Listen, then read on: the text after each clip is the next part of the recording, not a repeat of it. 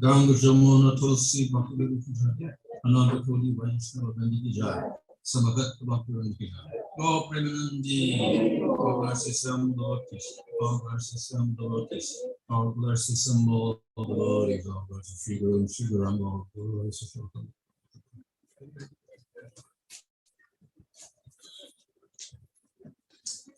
So the topic today is karma and astrology.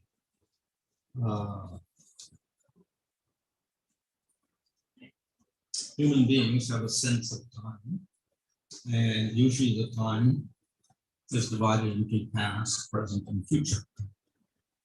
Of course, some cultures have less sophisticated idea about time.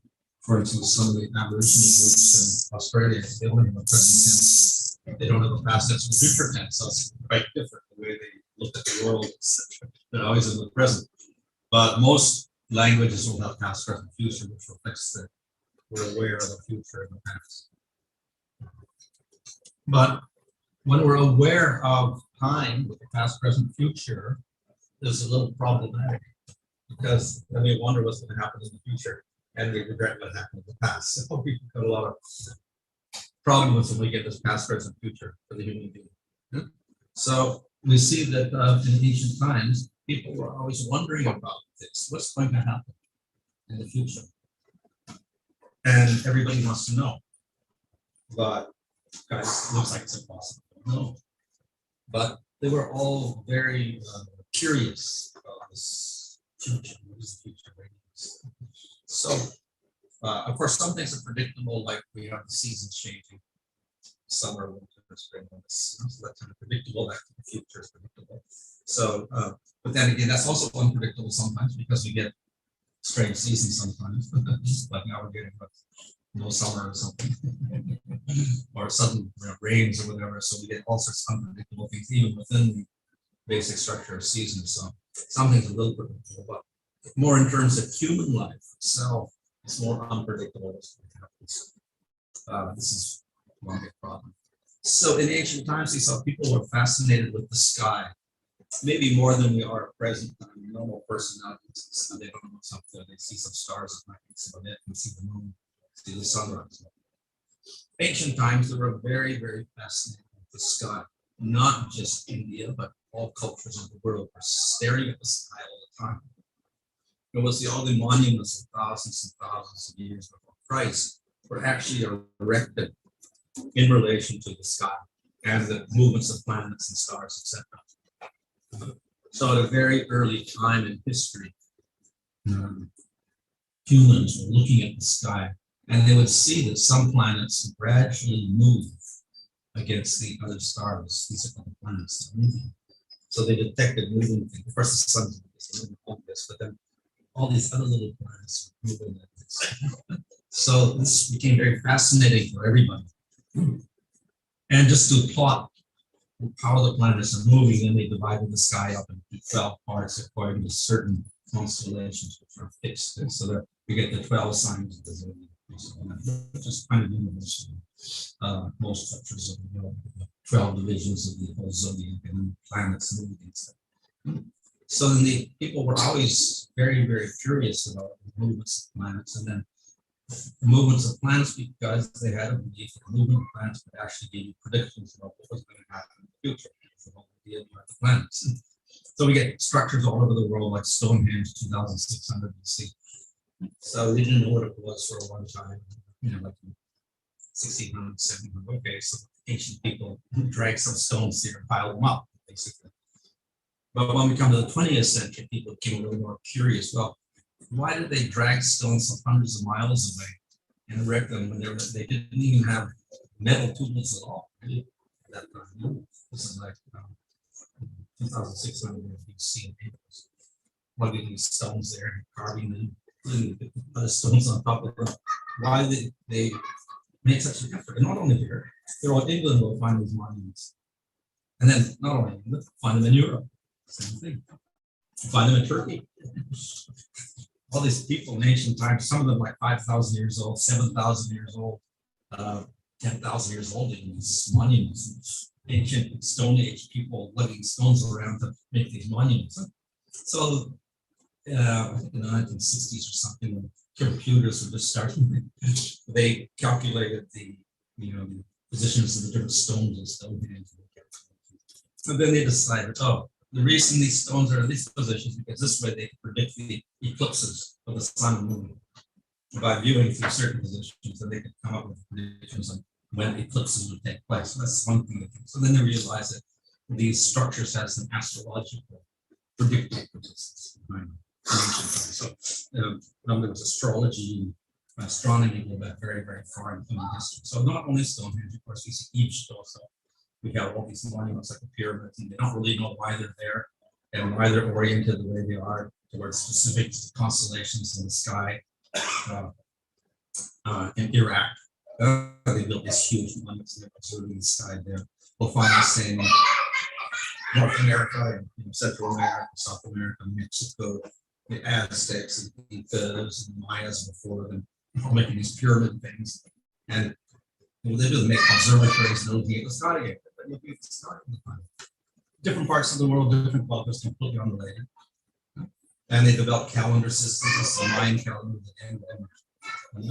2011, I think that is. Another society way down in Peru, ancient, they didn't even know about it, whether it's culture at all. They left this monument by that season. Of course, we have famous Machu Picchu, the Incas. They built cities like this. Angkor Wat again established according to the rising of Venus in the sky. And we have Chinese astrology is very developed also. And of course, in India, we have observable styles, different observatories.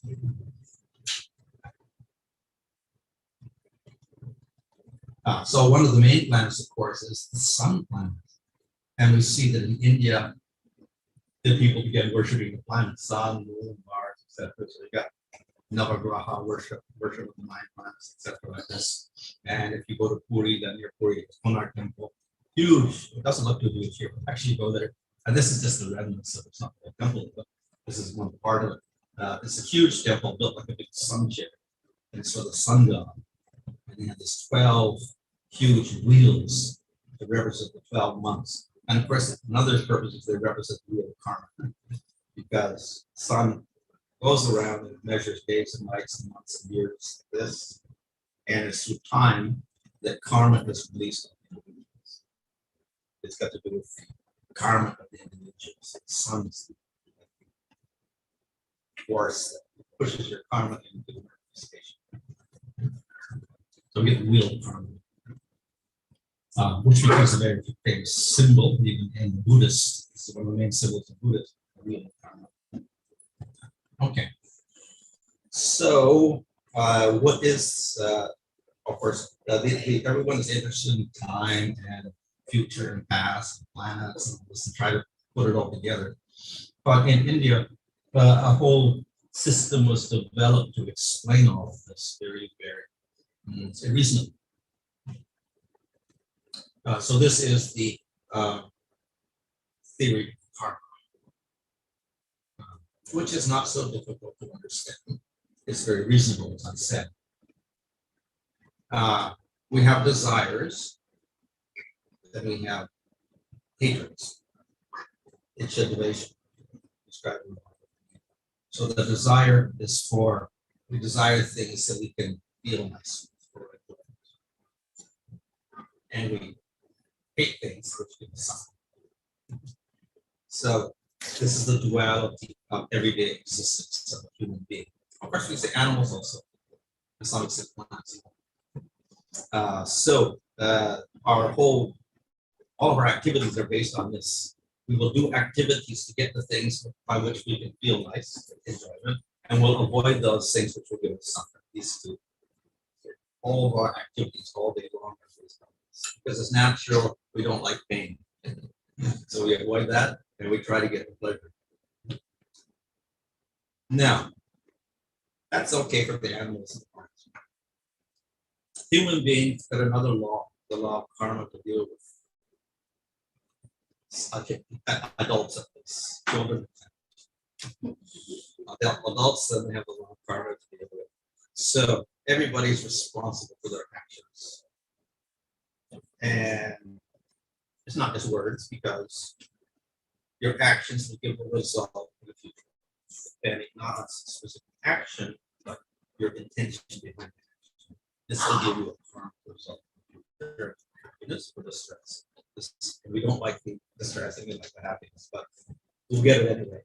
We don't want the bad karma, we're going to get it. So this is the law of karma. It creates certain sets of this life action, but it creates a long-term effect also. So two things are going on. We do actions to get what we want in the material world. We get it to some degree. And we have long-term. Meanwhile, we're in this world and we're doing our action. We get a result, we enjoy it, or we suffer from it, whatever. That enjoyment or suffering creates another impression. And that leads to another desire or another hatred. So all day long, we're going through this cycle of, acting, trying to fill our desires, getting a response. This is good, this is bad. Then developing another desire. That wasn't so good. This is better. All day long, our mind is going through this process, all under the ignorance of it. So we're going through this cycle all day long, which is basically karma.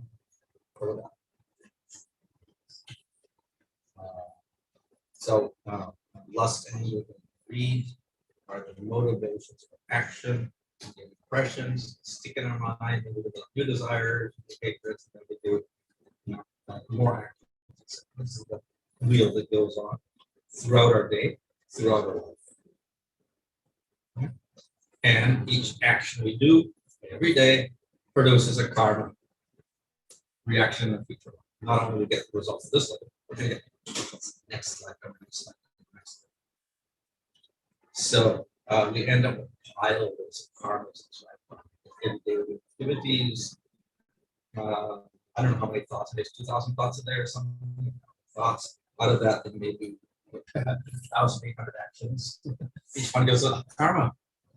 So your whole life is a pile of karmas that you have to exhaust in a future lifetime. Plus, you got piles and piles from other lifetimes waiting for you as well. So you never exhaust the karmas. So each time you die, you're pushed into another body according to karma to experience more karmas from past lifetimes. And then you start doing more activities, you're getting more karmas. It's like endless cycle. So that's what I say is anadi. Karma is no beginning. Can't trace out. What's going on? So this is what samsara is, birth and death. Big cycle. Whereas each day we're going through cycle after cycle. And this is the bigger cycle of birth and life. So this is the nature of the material world. So, somewhat predictable the future of these future lives are predictable by this. Because the more sinful activities you do now, the more you have to suffer in the future. That's the broad prediction. But the more sin you do now, the worse birth you get in a future like that. So here we see the Buddhist wheel of karma. So we have 6 divisions here. This is not exhaustive, but they put 6 divisions here. The big figure at the top, that's time imposter. This is time, which is everything. We'll go around with this. And then we get the different bodies you can get in 6 different divisions. You can get a human body, and if you do nice activity, you get a heavenly body, Svargaloka or something. If you do bad activities, you get a demon body. If you do worse activities, you get an animal body. Or if you do worse activities, you get a hellish body, Interloper or Yamaraj, or you can become a ghost. These are some of the, he doesn't mention plants, but you get plant bodies. So these are like 6 divisions here in this karma.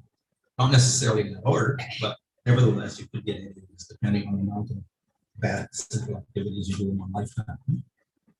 So that's, and in the center, you see the little thing. This is what helps the wheel turn around. The chicken, a pig, and a snake, which was lust, anger, and greed. So they're the ones that push us into the activities. Activities give us a nice enjoyment. This simple activity. This pushes us into karma. So we get some birth next lifetime, and we enjoy our suffering. So that's the mechanism of karma. Wheel pushes us into a body, and it goes on endlessly.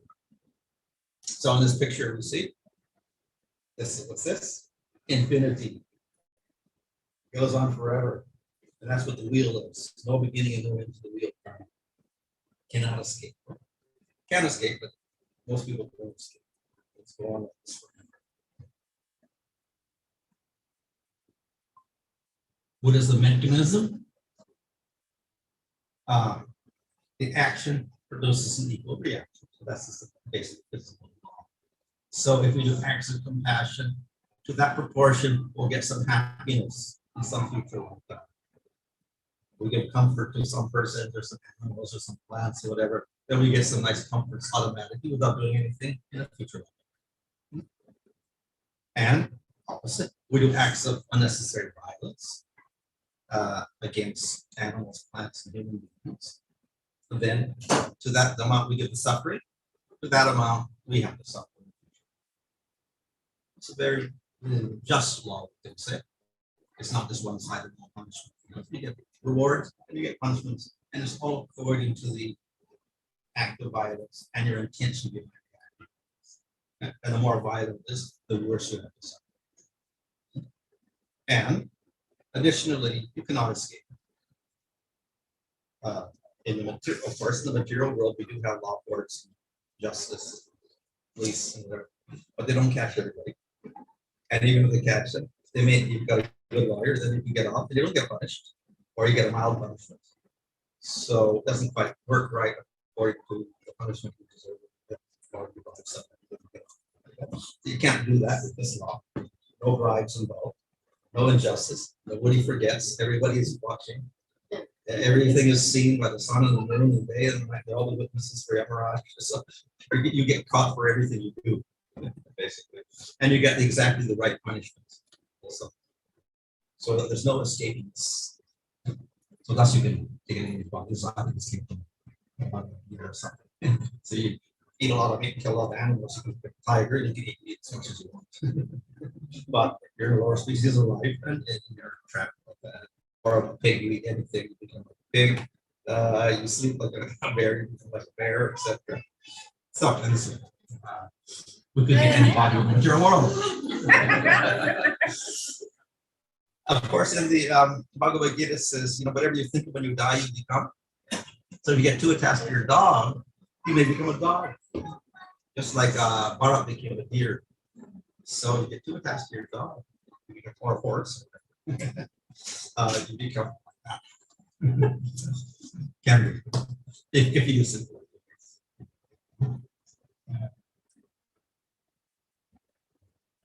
This is a definition of meat from the Manu Samhita, and the word meat is mamsa. So the Manu Samhita explains mamsa in terms of itself, mamsa. So mam means he, sa means he. So the animal whose flesh I eat now, he will eat me in the future. So the word mamsa expresses that law of karma. I kill an animal to eat it, then I will get the suffering of being killed by him in the future. That's the law of karma. So this is the cycle that goes on. Yeah? And it's like, it doesn't go upward, the cycle goes spiraling downwards. Once we're caught in the cycle of ignorance. So we do a violent action, so we get some bad karma. Bad karma gives us suffering, which we just get the suffering. You don't do anything, you get the suffering. And then we react angrily. We do more violent action. We get more bad karma. And then again, when we get that karma, we have more anger. Then we do more violence. So we can keep degrading ourselves by this. So once you're caught in the lower spiral, very difficult to get out. So in Bhagavad Gita, Krishna says, the demons, they sink lower and lower and lower until they become plants, where they can't even move. So that's the bad part. So it looks like it's impossible to get out of. And if you're at the top there, you start sinking down, once you start sinking down, you go lower, lower, lower. But here's a whole reading of the opposite, and you can get out also. Possible, but it's unending cycles. It looks like we don't get it. So possibility is there. Supreme Lord is very compassionate, and so therefore, even though all looks pretty hopeless, we all get stuck into a descending cycle of bad karma, anger, etc. Even as long as we're human, if we're an animal, we don't have thought processes. Difficult. as a human being, even if we're a lower human being with lower consciousness, whatever, there is a chance we can change. Possibility. So it all depends on our response. As I said, we're going through the cycle of suffering and anger, and violent actions, and then more bad karma, and then so we can break that cycle as a human being. We can choose not to get angry, or even when we're angry, control the anger, and then not be violent. If we control that impulse a little bit, get a different response than normal, then we can start changing. In other words, it all depends on the human being jiva developing a new set of rules to follow, a new set of values. How are we going to look at the world? How we're going to interact with people and animals and plants and everything in the world. Based on our values, we do actions. Result of that, we start getting good karma, and we can change our future. That's not impossible to change, but it looks very difficult. But this is the challenge of the human being: to change how we respond to everything in this world.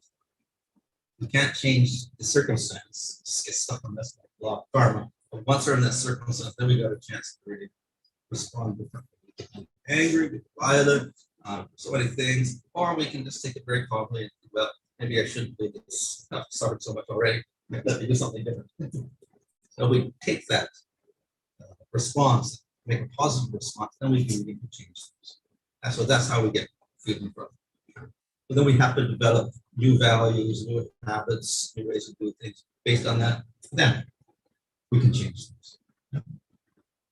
So in this process of suddenly deciding, oh, it's so bad, I got to do something else, I got to change everything, then we will ask questions like this, which Prabhupada brings up in the introduction to Bhagavad Gita. The intelligent human being will ask, who am I, why am I here, etc. So these are the questions that a person, intelligent person will do, or a person who's in very trying circumstances, from a good, he may start asking these questions.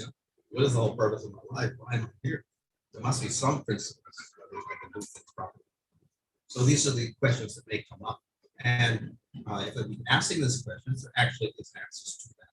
If we go to scripture, it's easy. If we do it on our own, maybe they're different.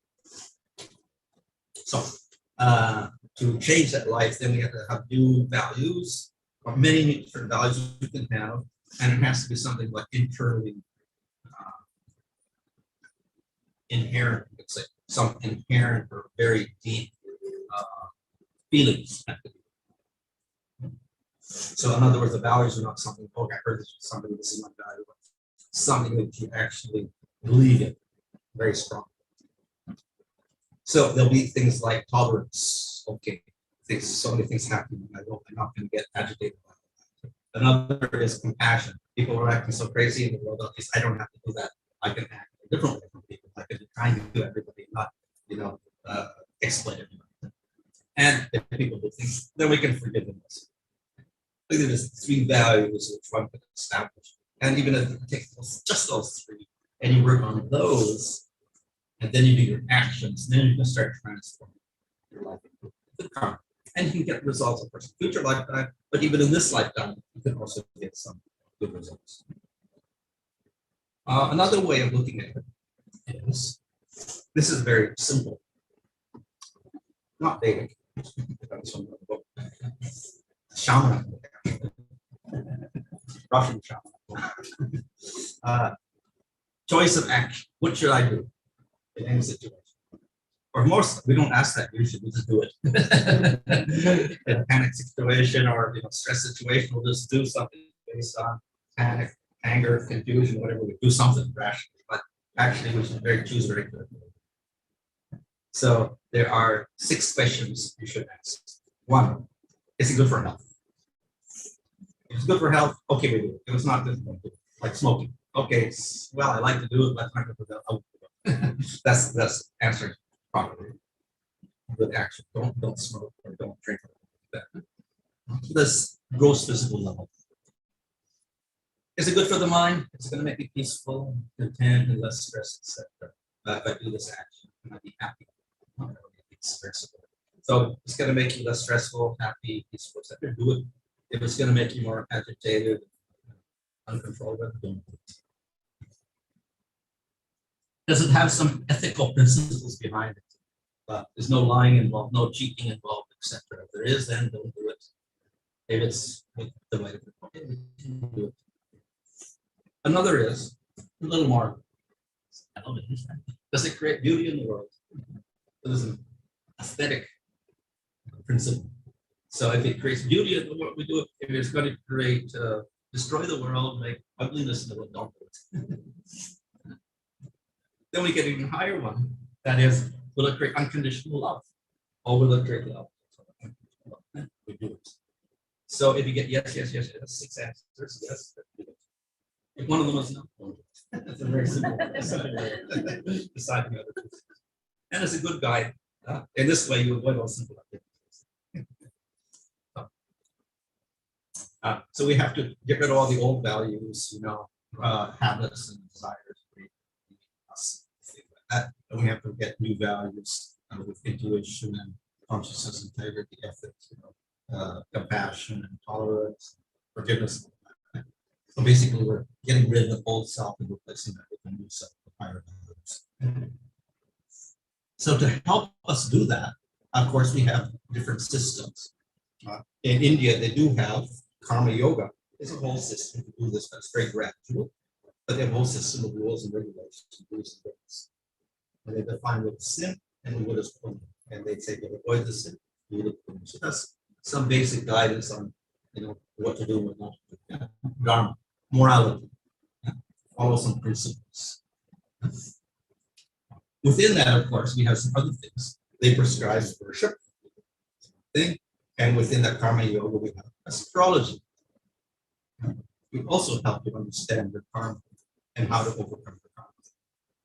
Besides that, of course, we have our own experience. If you're not in the Varnashram system, you don't know about karma, you don't know about sin or piety, anything like that. Simply the experience of a lifetime sometimes give us some good advice on what to do at a certain point. Okay? And of course, another thing is people can influence us. If they're good spiritual associations, they can influence to make proper decisions, also give up our lower habits and develop our higher self. So these are some of the things that can help us. So we're not hopelessly bound up in this law of wheel of karma. So we get knowledge of different things like astrology, worship, our own experiences, association of bodies, etc. Then we can develop proper intuition and what's right and wrong. We get proper consciousness, integrity, etc., tolerance, etc. And then we can begin to change that whole wheel. Instead of going down, we go up. So we get a higher cycle, upward spiral instead of an upward spiral. So that's basically how the law of karma operates and how we can manipulate the law of karma in a general. Looking at it in another way, we can say it's like this. Human beings are at the bottom, and astrology, we got the planets up there telling us these are your karmas. Above them, we got the devatas who are influencing your senses, limiting your senses of your sinful activities so you cannot see properly, or walk properly, or speak properly, or think properly. All this is the devatas deciding, okay, we're not going to let this person operate properly because he offended us so much. So therefore, you can't do things properly. Devatas, and then the planets will represent that. But the devatas are not just whimsical because I hate that person. They're doing it because they're simply following the law of karma. Yamaraj is saying, okay, you have to do that for this person this way, give them this effect, limit them in this way. Or the others, give them all this stuff. They do both things, they break the law of karma. And above the law of karma, of course, is the whole wheel of time operating like this. And above that, Supreme Lord who makes time operate and has the whole law of karma under his control, etc. So within that, then we have the planets operating, planetary devatas. So this is what astrology does. It involves the planets.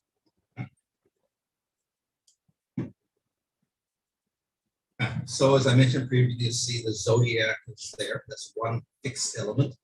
We simply divide a circle up into 12 parts, which makes 30 degrees for each sign. So 30 times 12 is 360 degrees. And in those each that thing, there's a little bit of arrangement of stars. Okay. shaped like a lion or twins, etc. So therefore we get these different zodiac signs coming into that. Bell zodiac signs. So that's the basic location where we can locate the planets. So this is, you can say, fixed. So when we get the planets moving in that zodiac sign, they're always moving, they never stay still. But they move very slowly, except the sun and the moon move moderately fast. The sun goes through one sign per month, and therefore 12 signs produce. So every year the sun goes completely around the zodiac. But the moon goes around for 27 days. That's real fast. Goes around all the suns. Other planets are in between slow. And then some are very slow, like Jupiter, very slow, and Saturn, very, very, very slow, 27 years on one cycle. So various speeds are going around, and some is backwards also. But based on that, on the location of the planets in the zodiac signs, then you make predictions. So that's one way you do so. We have the planets. We got the signs. And then the third element, that's maybe a little difficult to understand, is called houses. So this is very important. The houses are like where the planets stay. It's a zodiac sign. Yeah, but it also changes every few hours. Whereas the zodiac signs, the planet is in there for, let's say, 1 month or whatever like that. But houses keep changing all the time. So whatever sign is on the horizon, it's called descendant, the number one. But then all the stars and planets are moving like this all day. If you look at the sky at night time, the moon starts on one side. After 12 hours, it's way over the other side of the sky. All the other planets are moving like that also. So in other words, the whole zodiac is moving all day at night. So whatever zodiac signs on the horizon at birth, that becomes the first house. And then we put the other numbers. So that's important because these determine your events of life more or less. These are the different sectors of your life: your health, your marriage, your job, death, sickness, good fortune, bad fortune, your house, your travels, all determined by the houses. And it keeps changing because signs keep rising up, and another one becomes one. So the planets. This, of course, a little bit different. We don't have Uranus and Neptune and Pluto there, which are modern planets. We got two shadow planets called Rahu and Ketu. And behind the planets, we got the deities. So there are devatas, but there are also avatars of the Lord. So for the sun, there's Ramchandra, and behind the moon is Krishna, of course, because he's the moon dynasty. Behind Mars, Shrimade. Mars is the fiery planet, that's why it's red. Mercury is controlled by Buddha. Buddha is called in Sanskrit, his name Mercury is intelligence. Venus is ruled by Parsuram, and Saturn by Kurma, who's very slow. Very slow. Rahu is by Varaha, jumps into the ocean, gets polluted by the carbon ocean, and Ketu by Meena, fish. Okay. So this is important later on because we want to pacify the devatas or the planets, so we worship instead of David. So there's this the different avatars, devatas in charge of the planets. Okay, and each of the planets also has a jewel to go with it. So this is quite a common remedy in India. If you got a weak planet, then you wear the jewel for that particular planet. You got a weak sun, you wear a ruby. You got a weak moon, you wear a pearl or a moonstone. Weak Mars, wear coral. So we have stones also that will help remedy some of the problems in your karma. So some of the planets by nature are good and some are bad, but they're flexible. So sometimes the bad planets become good and the good planets become bad also. But basically Jupiter, Venus, Mercury, Moon are good planets, and Mars, Saturn, Mars, Sun, Rahu, and Ketu are bad. So they can cause a lot of agitation, trouble in different houses in the chart. For instance, we have Sun, Mars, and Saturn in your 7th house, which is the marriage house. then that's not a very good prediction for marriage. Got 3 bad planets. Bad karma for marriage. Or we have Rahu there also, worse. Or if it's the 10th house of your jaw. Okay. This is a little complicated. So anyway, each of the signs, zodiac signs, 12 zodiac signs, is ruled by the planet also. Like this. So Sagittarius is the yellow one, is ruled by Jupiter. We see another yellow thing over there, and Pisces is also ruled by Jupiter. So most of the planets rule, they got charged in 2 zodiac signs. And the thing is, if your planet is in that sign, it becomes strong. Jupiter is in the Jupiter sign, it becomes strong. So it increases the strength of that planet. If it's in the opposite sign, it becomes weak. So this will determine weakness and strength of planets, which zodiac sign the planet is in. So this way we have Mars ruling Scorpio and Aries, and Venus ruling Libra and Taurus, Mercury ruling Gemini and Virgo, and Sun and Moon, they only have one each. Another interesting factor is that the zodiac sign represents parts of the body. So the first sign of the zodiac is Aries, your head, and the last one is Pisces, the feet. And we divide up your other signs into parts of your body. And if you get the bad planets in a particular sign, like the middle one there, that's a Cancer. You get all your Cancer or Leo, you get all your bad planets there. Leo is like the heart. So then you get heart problems. So you get bad planets. Or if you got it in lower down, then you get kidney problems. You got it on the feet, and you get foot problems. You got it in the knee area, which is Sagittarius, Capricorn, then you get thigh problems. Okay. So as I say, these are the houses, and we keep changing all day long, and consequently, the planets are moving simultaneously in those houses, etc. So for making a chart, your time is also important. Otherwise, we can't get the first house established, and that's what will determine so many things. This is so complicated. So these are the houses. Okay. So first house is most important because that's here, the rising sign on the horizon when you're born. It's called the Lagna, the first house, the ascendant, and it represents yourself, your personality, your body. You got a lot of good planets there, good personality, good body. A lot of bad planets there, good bad personality, your bad body. That's all sorts of accidents. Second house is for close family relationships and wealth. So good planets there, you get a lot of money. Bad planets there, you get a lot. Third is for brothers, sisters, travel. Fourth is for mother, house, things like that, assets. Fifth is for children, education. Sixth is for enemies, sickness, battles. Seventh is marriage and husband or wife. Eighth is the worst house, that's the secret enemies and great obstacles in life. It's the worst house. You've got a lot of planets there. Ninth house is for father and good fortune, religion, etc. It's very good house. So the fifth house and the ninth house are actually very, very good houses. 10th house is very important because it's your job, your boss, your occupation, sort of thing, and how you support yourself in life. 11th is for successes and gains, friends, and 12th house is not a good house. It's death and losses and jail and things like that. A good house, of course, there's some good aspects. 12th house is for renunciation. Losses, of course, voluntary loss.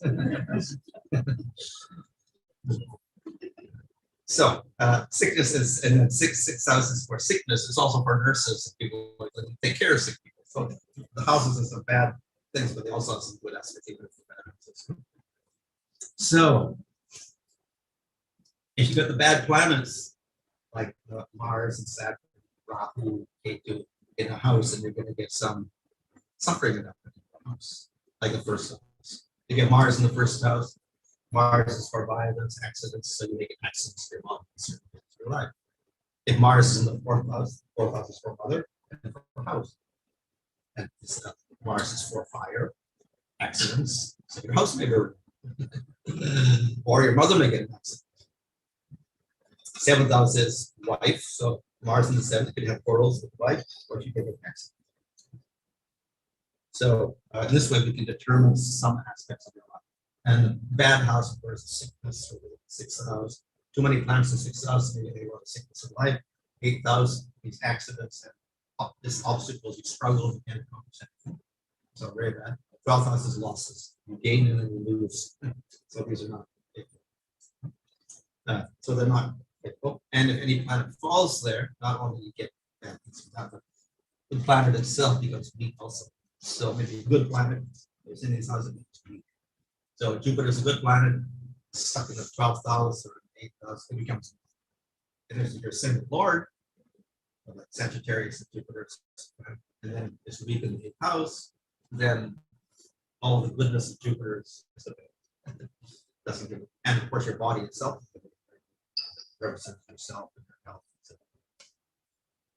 Okay, so like that, the planets in the houses, particularly, and in particular zodiac signs, they're going to determine, your karmas in life. I'm bringing the 6th, 8th, and 12 in the bad houses.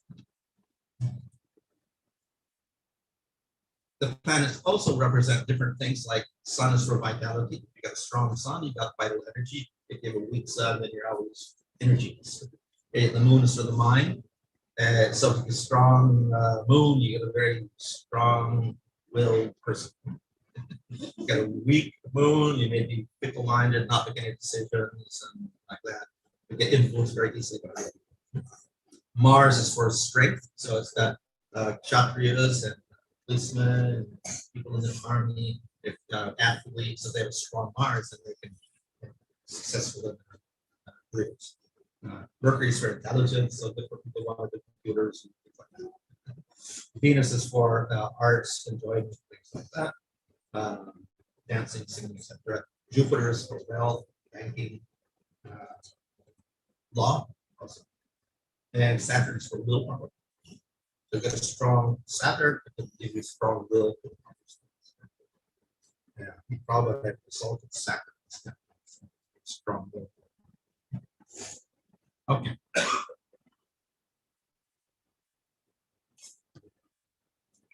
So, if the planet, of course, is the ascendant, we become very ascendants the most powerful ascendants. And if the planets there, they have very obviously influence your nature and your health and whatever. And planets also with the moon will give a lot of influence. The moon's mind and the planets influence. Okay, so that. So if you've got a strong sun is in the ascendant, or sun is with the moon, or like that, or it's a very strong position, then it makes you a controller, a manager, you're very fiery, brave, proud, or you like to show off. If the moon is very strong, you're very gentle, peaceful, soothing, protective, pale, emotional, compassionate, quite a positive things like yin and yang. This is the feminine aspect.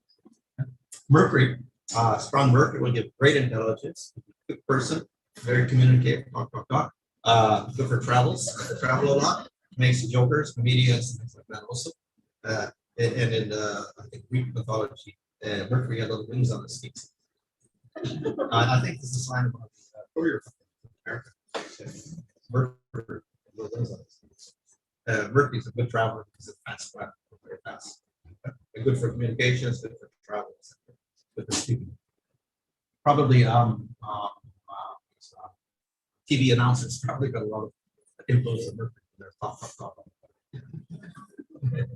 So Mars is a very aggressive planet. It's actually up in the sky is reddish compared to the other planets of reddish color. So they always associate Mars with this aggressive fighting spirit, not very good actually. Anger, destructive, foreboding war, and things like this. Fighting essentially. So good for chapters. Other people. Jupiter, this is considered one of the best planets.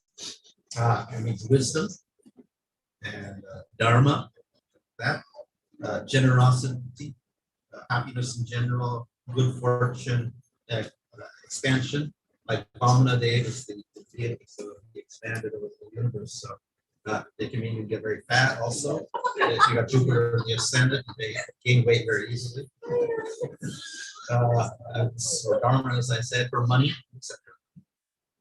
And Venus, of course, feminine planets for beauty, graceful things, artistic, musical, love, etc.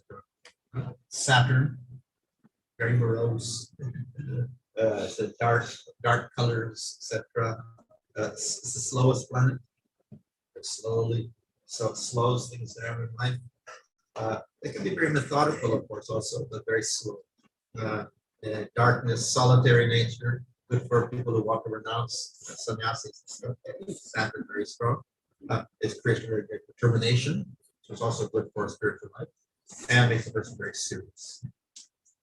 Okay. So if you get the bad planets affecting your signs and your houses, and or the good planets and bad houses week, then you get your sign. So that's how you predict basically. All based on your birth time, the particular ascendant houses there, and the planets are fixed.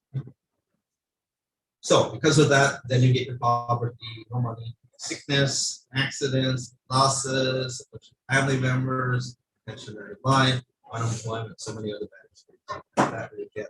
That's all the bad planets in the wrong places, and the good planets in the wrong places, wrong planets. It's all predictable by the location of the planets and zodiac signs and houses. So the astrology gives you a map of your life. This will happen, this will happen, this will happen. So that's basically your karmas from previous lifetime. Which karma should be this life at this particular time. So once we know that, then we should do something about it. So we have remedies. So for your weak planets, your bad planets, and bad places, and they're causing all these problems, then there are particular remedies to help out. So the remedies are based upon the planets, because the planets you get good or bad results. So you could worship the devatas of the planets, which they do in South India. Navagrahas, Shiva temples. Maybe Durga temples. They have the Navagrahas there. Certain worship the Navagrahas. So you can worship these devatas to strengthen the weak planet or pacify the planet. But we don't like to worship devatas. Better we worship Supreme Lord. So we worship the avatars I mentioned previous. So if you bad Mars, then you pacify Krishnadev using that Mars. So worship Krishnadev. Alternatively, or along with that, then you can wear the gem associated. So Mars gem is red coral. The sun is ruby. So for a particular planet, then you could wear a particular stone. Sometimes people can't figure out what to do, so they wear all 9 gems.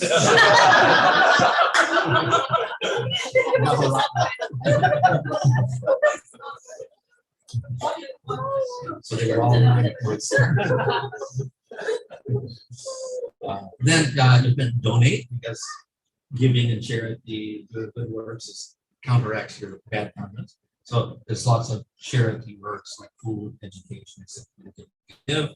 You can do homas, sacrifices for devatas or for avatars, Supreme Lord, etc. to pacify the weak planet, or even chant mantras for the devatas or for Krishna, etc.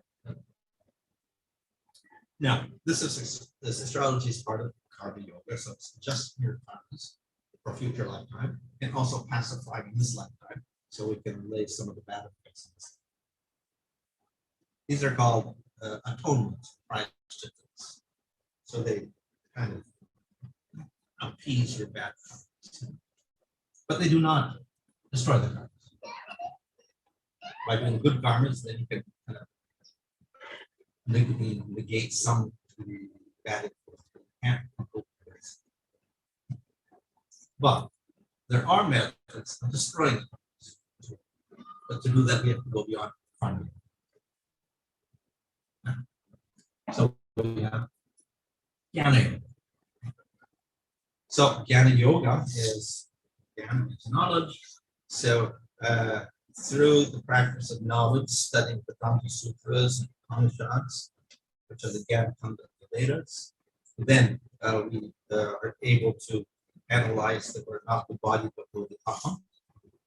And by practicing renunciation, never detachment along with that knowledge, Jnana and Vairagya, we can eventually destroy all the karmas and we get liberation. So destroy all the karmas and we get out of the cycle.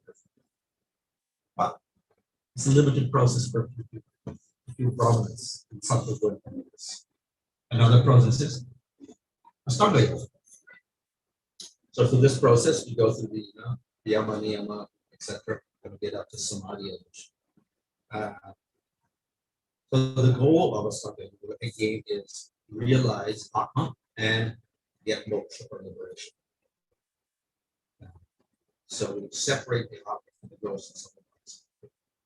So it can also destroy all the karmas. But again, rather difficult process for most people.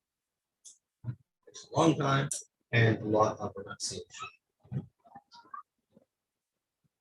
Third process is Bhakti Yoga. This process is not dependent upon renunciation, but rather to engage the senses in serving Krishna or Vishnu. And by doing that, we can destroy all the karma much more quickly than you can do through Jnana Yoga or Asana. And of course, in Bhagavad Gita, this is what Krishna recommends. He says, Bhakti Yoga is better than Karma Yoga, Jnana Yoga, or Asana. And after teaching all the different therapists and explaining something, at the end of Bhagavad Gita, Krishna said, give up all these matters and just do Bhakti. So this is what Krishna recommends. You want to destroy all your karmas easily, and then practice Bhakti. So this is the conclusion of the Bhagavad Gita. Of course, in Bhakti, the goal is not to destroy your karmas. That's a side effect. It's not the real goal. The real goal is to serve Krishna, and it's a side effect that happens. So, but it happens quite easily. So therefore, if you want to get rid of all your karmas, surrender to Krishna. That's the easiest process. So in other words, you don't even need a so people have all these big Stonehenge and pyramids and all these structures all over the world, and it's so many thousands and millions of hours building these structures in order to figure out how to get rid of karmas, how to predict the future, etc. But if we just surrender to the Lord, then this all accomplished automatically without having to spend a penny or to move one rock. We get everything. So that's the final solution. The Krishna. He repeats this over and over in the Bible. So it's the conclusion of Krishna. So that's how we solve the problem of karma in this world. Hare.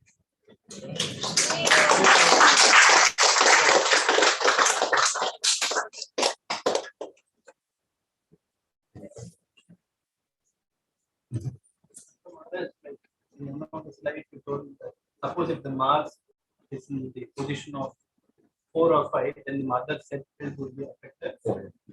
For example, in mother's horoscope, if the Venus is in the first position of cell, then that would say like her health is good. But in our astrology, it says the mother's health would be bad. In those cases, what would the two planets fight among each other, establish a supremacy? Or yeah. Well, no one has a perfect chart. So yes, your mother may have a good planet in her ascendant, so her health is generally good. But obviously, there's going to be some planets and also bad places there. So that can cause, let's say, sickness, for instance, or like that. So whereas the Mars in her chart, you have Venus in the ascendant, but you have Mars opposite the 7th house, which will also aspect the ascendant, so that we can probably or even 4th. If it's in the 10th house, it will aspect the ascendant and get problems today. So you get problems anyway, try to have these. So suppose a person, before doing Bhakti Yoga, the astrologist is looking at his chart. But if the person is surrendering to Krishna and he is performing Bhakti Yoga, after some years of advancing in Bhakti Yoga, if the same astrologer looks at this chart, will there be any changes in the planet position? No, it's based on birth, so that those birth planets are sealed forever. They're not going to change. But by doing Bhakti yoga, then we actually, the pattern will remain, but the effect will be weak.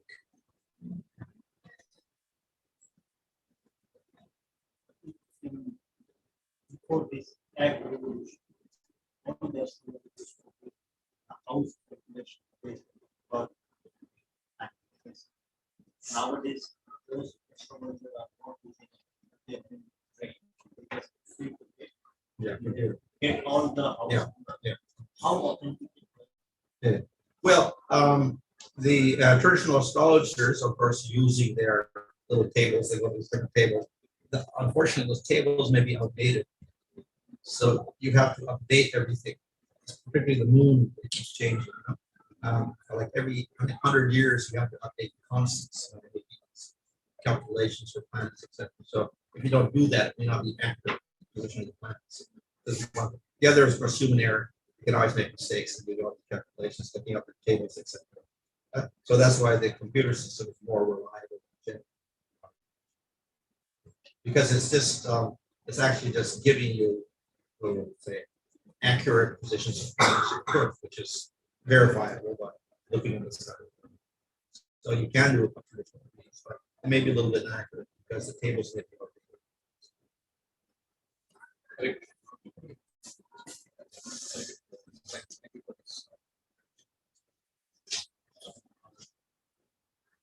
Using Krishna consciousness to try and hold them. There's an explanation, the scriptures as to how this actually happens. How do the stars and the planets affect the living entities?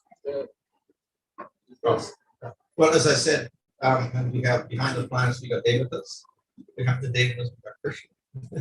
So one says you can't see the immediate effect because it's all like invisible or whatever like that. How do the Devatas affect us and why in certain ways?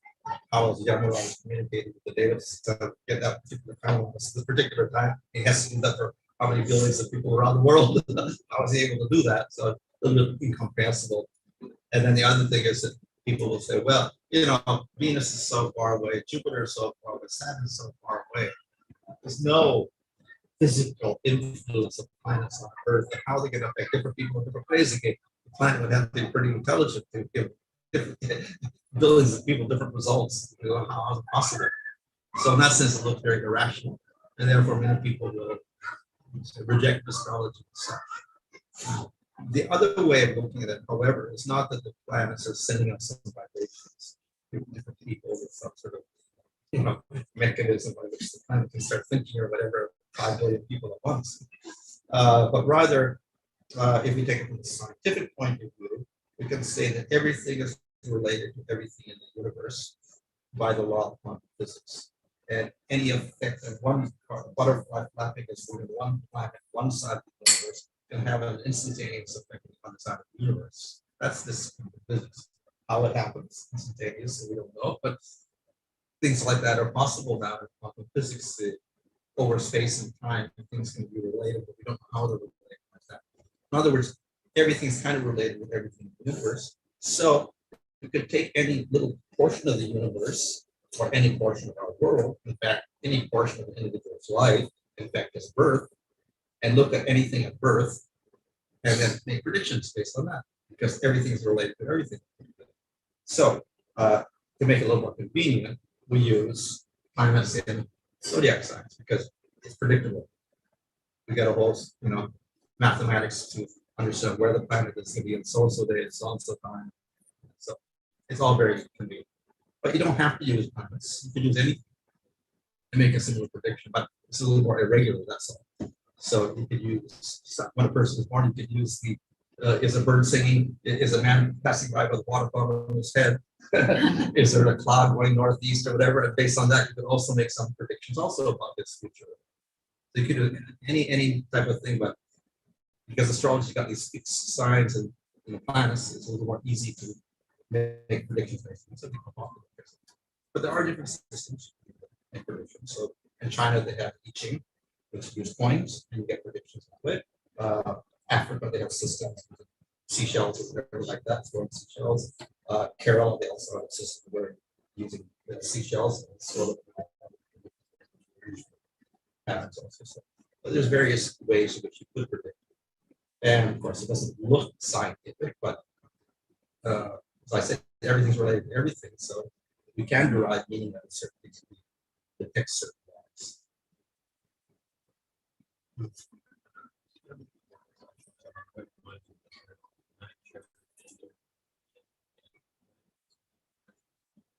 How they interrelate. Oh well, yeah, the planets are also about Buddhists. So we got Sattvic planets, Rajasic planets, Tamasic planets, also like Saturn, Jupiter, Saturn, Venus, Sattvic, Rajasic, Tamasic planets. You could say that the planets wipe out, and of course that means we got a mixture because everybody's got all the planets in their charts, but some planets are stronger, some are weaker, so we get some maybe Sattvic planets stronger, Tamasic weaker, the Earth, Tamasic stronger, and Sattvic weaker. But you got a combination of everything. Like some are getting stronger.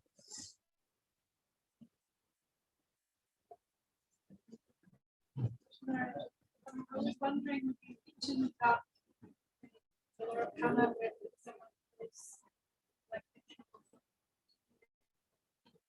life. Yeah. I was just wondering how it works. Like, for example, someone kills a cow, and then maybe that cow like is in a way of goodness that knows that what to be.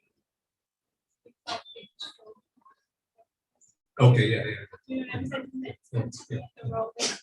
So that's just an example. It's not that in other words, it would go on forever. The cow would become the man become the cow, and kill each other back and forth, life after life. So it's just to say the idea of reversal and equal, let's say, suffering for your thing, but not necessarily that particular jiva.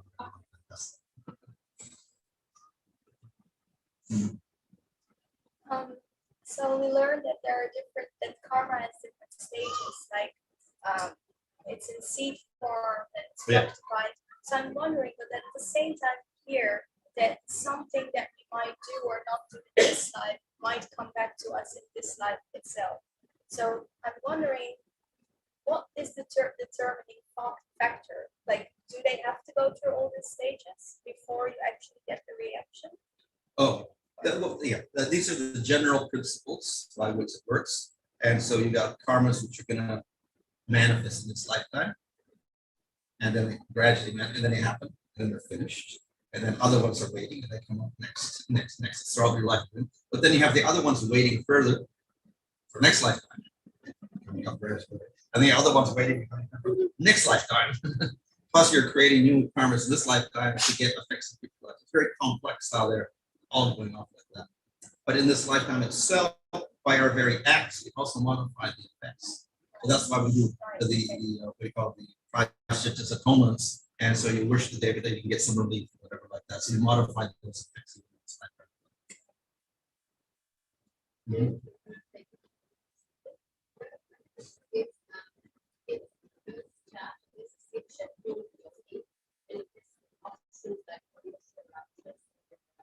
Oh, that's for marriage.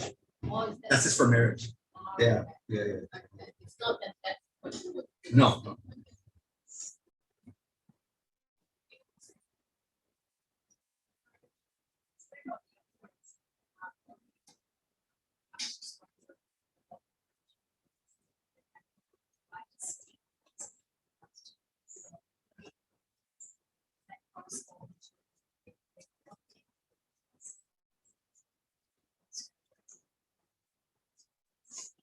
What stage are we at? Proper decision, you're saying?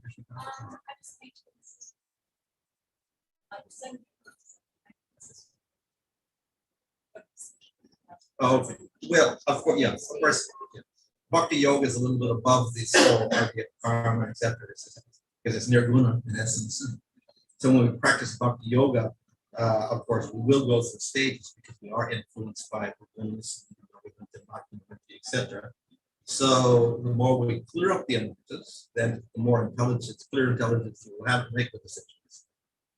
So we go through, Bhajana Kriya, Narkana, Sakti, Prema. So as we're going through Narkana Vritti, then at least if we get the Nishta, we got considerable amount of the anarchas cleared, so that allows us to think properly.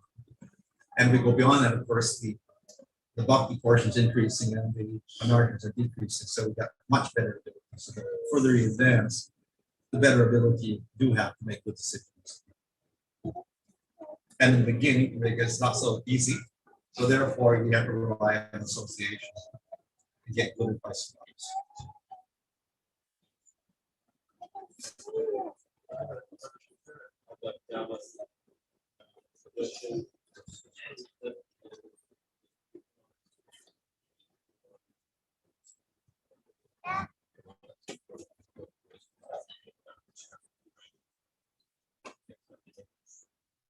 Oh, I don't know about Taro, but I said you could use different systems. So many systems in China, they use other systems like the I Ching. They throw the points, they get plus and minus line, and you get very good predictions from that. Very surprising, it's very accurate. And how it works, we don't know, but it seems to work. So we have millions of different systems, but you know, it also depends on also the expertise of the person who's interpreting. Also, we don't know. There's all sorts of systems. Plus, you have the Western astrology also. I think Babylonian astrology, Egyptian astrology, Chinese astrology, all the systems.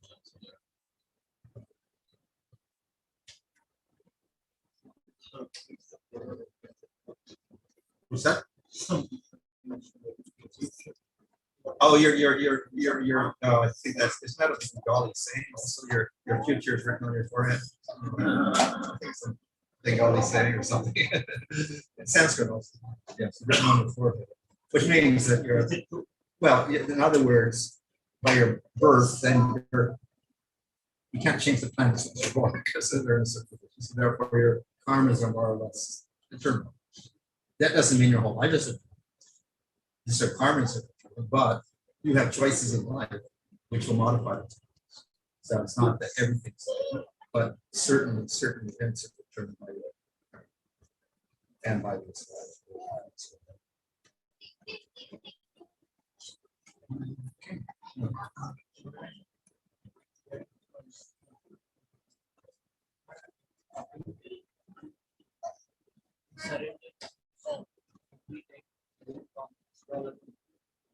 Should we take advice from astrology until we surrender?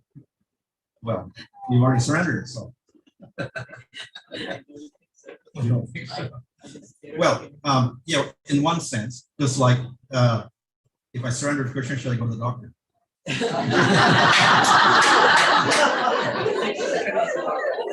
Theoretically, no. Krishna takes care of everything, so I don't have to work. I don't have to go to the doctor. I don't have to think about my boss or my daughter. Just like Krishna did everything. No, we do, you know, go to the doctor, we do work, we take care of material life. So therefore, we can say astrology like just like that is taking care of your material life. So especially as a ground, so you have responsible for your, you know, futures. So astrology can help, but we shouldn't be just dependent on things controlling us. It's only in the karmas, and then if you do the service, then you can actually become karmas.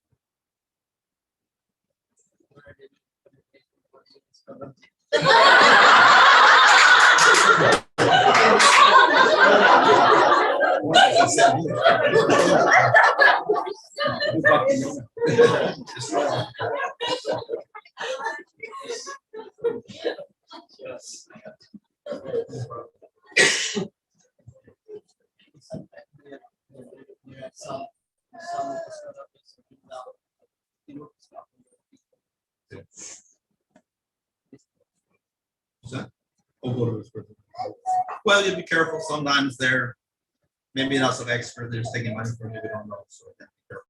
So some are just there for a job. So you have to be careful. Is it true that astrology should not ask any money to the doctor? According to that culture, the doctor, the astrologer, those who are doing rituals, we do samskara. They don't have to. Yeah, They don't usually want them. So if somebody asks you, I charge $100. It was originally a Brahminical job. And the king would support it. astrologers and giving donations like that, but they don't charge, just like the Roman doesn't charge for sacrifice. Donation.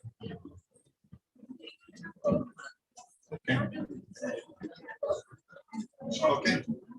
Hare Krishna.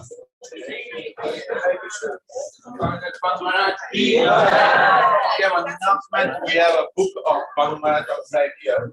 Maharaj has translated more than 100 books from those who want to take some books. Hare Krishna, devotee.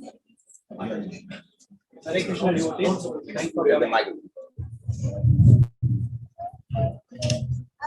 Hare.